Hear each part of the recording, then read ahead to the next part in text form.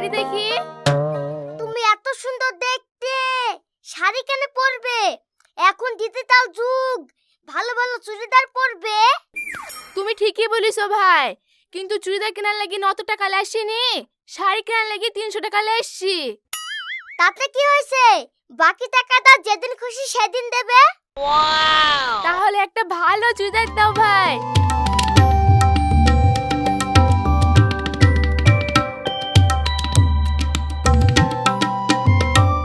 এই নাও, এটা পরলে তোমার খুব সুন্দর লাগবে।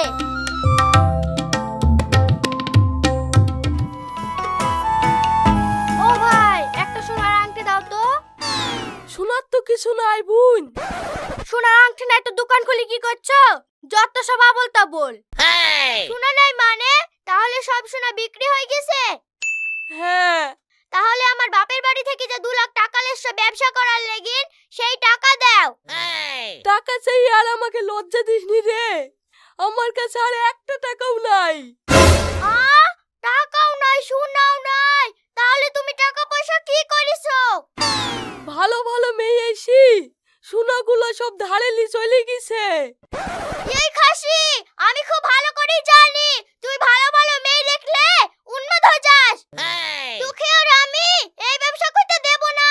কাল থেকে তুই কলার ব্যবসা করবি। সারাদিন মাঠে মাঠে পড়ে থাকবি, একটা মেয়ের মুখ দেখতে পাবি নি। ঠিক আছে, লে মুখ দেখবো না, কলার ব্যবসায় করব। তাহলে আমি টাকা কোথায় পাবো? কেনে? তোমার কাছের বন্ধু বিশু কাপড়ের ব্যবসা করি তো খুব ভালোই আছে। ওর সাথে 1 লাখ টাকা ধার লাসো না। তুই ঠিক কথাই বলেছি।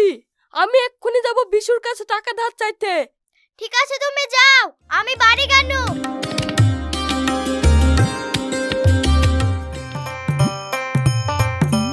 এই আসিন, তুই কোথায় যাচ্ছিস ভাই? আমি তো তোর কাছে যা শুনু।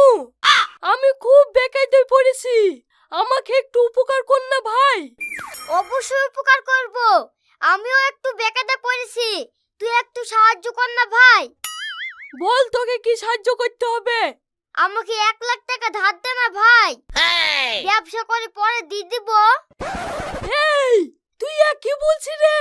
আমিও তো তোর কাছে 2 লাখ টাকা ধার লেগে যা শুনু, তুই আবার আমার সঙ্গে ঘুরে উল্টে টাকা চাচ্ছি।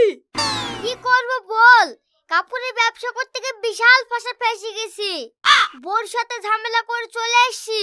1 লাখ টাকা নালি গেলে বাড়িতে উঠতে দেবে না। আমারও তোর মতো একই অবস্থা ভাই। আমিও যদি 2 লাখ টাকা নালি যাই, আমাকেও বাড়িতে উঠতে দেবে না।